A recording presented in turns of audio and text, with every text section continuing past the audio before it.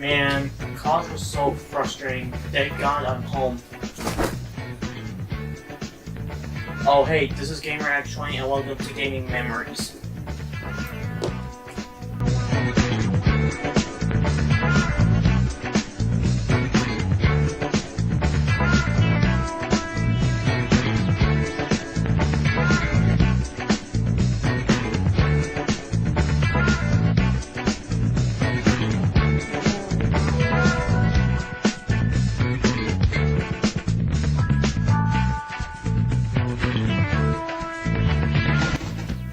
Well, I'm back. I know it's been like a month or a half, but I'm back.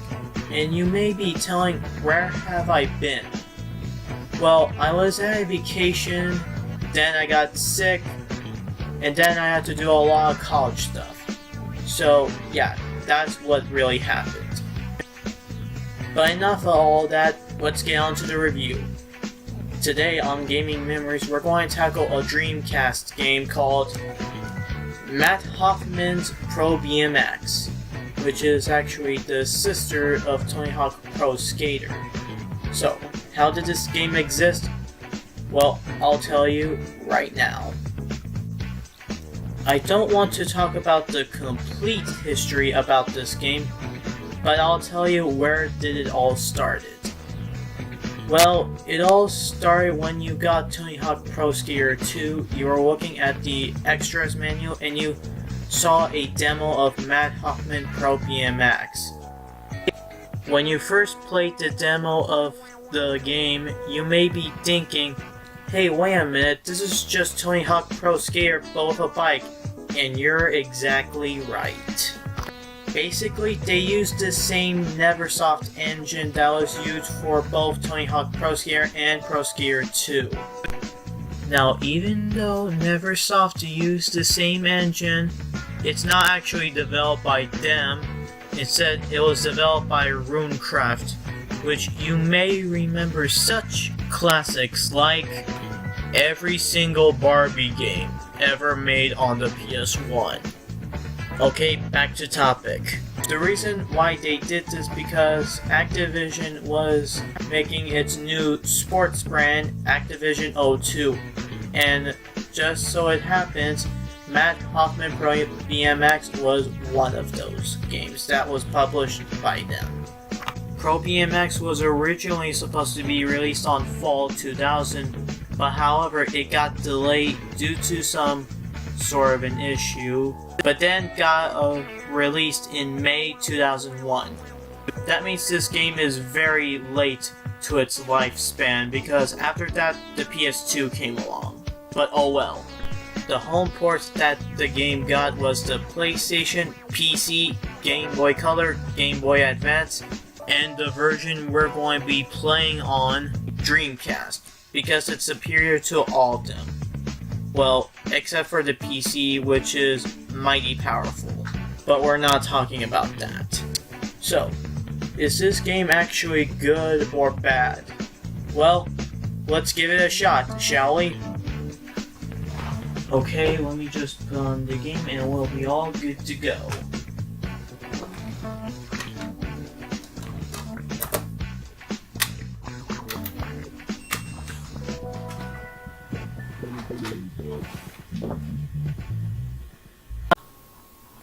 Okay, before the review starts, I just want to shout out, I'm going to say much similar to Tony Hawk because it's really just a Tony Hawk ripoff clone, but except with BMX. So yeah, good luck with it. Anyways, the game starts at a FMV sequence when you see the names of the pro bikers, similar to Tony Hawk. And there we go. And then after that, Matt Hoffman does a trick and falls off on a green lake area. Whoop-de-doo. And falling. And then, the title card. Okay, and after that, you choose your pro bikers. Matt Hoffman, of course, and other bikers like Mike Escamilla, Corey Nastasio, Joe Butcher Kowalski, Rick Thorne, Dennis McCoy, Kevin Robinson, and Cybetro-X. Okay, for this review, I'm going to choose Dennis McCoy because he has the perfect stats. And then after equipping, we off to the first level, Hoffman Bike Factory.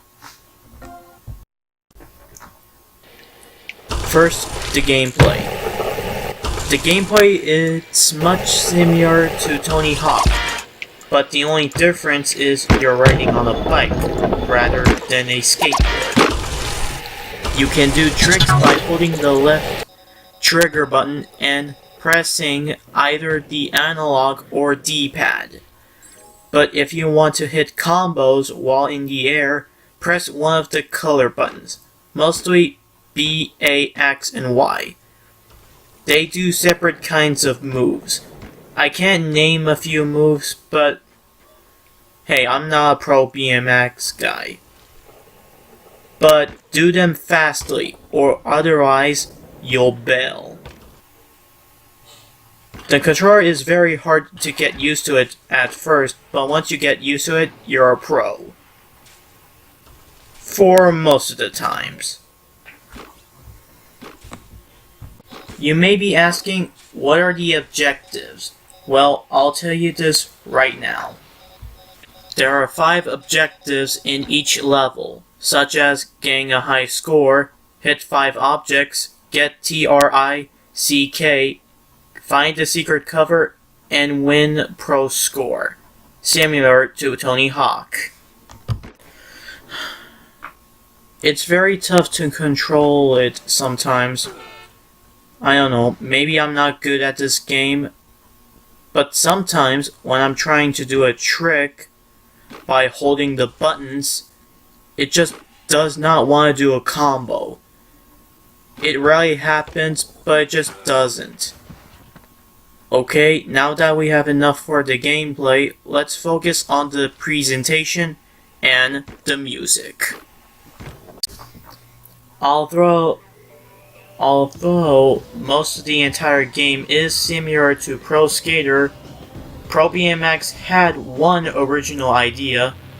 Every track, except for the 2 competition levels, have an FMV sequence. When you pick the track for the first time, they show you the location of which track you selected. For the time being, it's actually impressive, if you ask me. The game font is just like Tony Hawk. The upper middle is the time limit, the upper left is your high score, and under it is your special bar. That's it. And once you finish the entire game with the player you chose, just like Tony Hawk, it shows you clips from the skater you played as. Neat. Okay, for the music. The music is good and well done, but unfortunately I can't play you the music because if I do, I'll be copyrighted, or even worse. Eliminate my account. Oh no. But if you still want to listen to the music, I suggest going to YouTube and find it. With that said, let's finally wrap this up with the difficulty.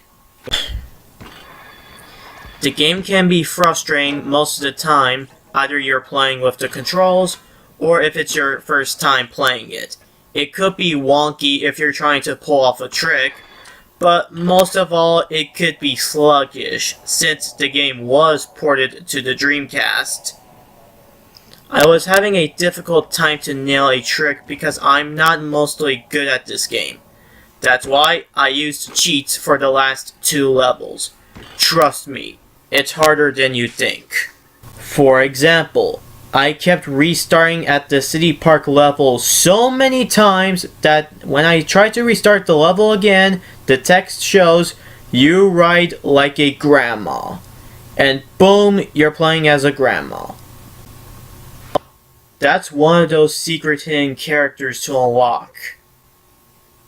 And also you can unlock the warehouse if you beat the game, as all the bikers. And also you could level up your bike, or equip your bike, just like Tony Hawk. Anyway, that's about it. There are some few positives, like the graphics, the FMV sequence, and the trick move set. But there were some few negatives, like the controls and the darkness. Mostly the subway and the night levels. But the negatives surpass the positives. It's not the best game ever made, but Runecraft did a good job making a good game for once rather than making another Barbie game. I know I missed some stuff like how to unlock new characters and tracks, but that's for you to find out.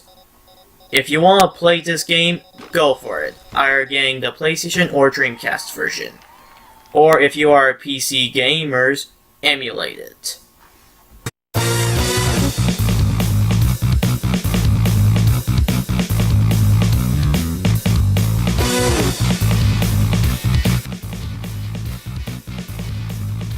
So, what do I think about this game?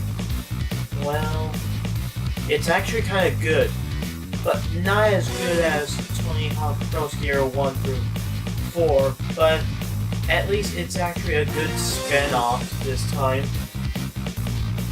Many spin-offs usually just fails miserably, but this one is just one exception.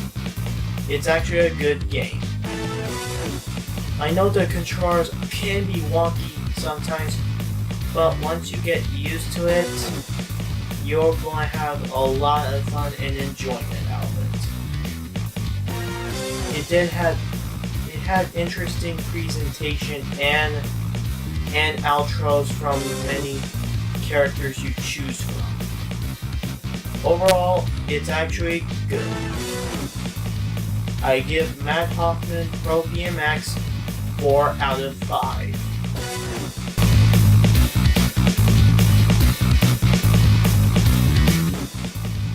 This is GamerX20, and I'll see you next time. Now, I have to do homework.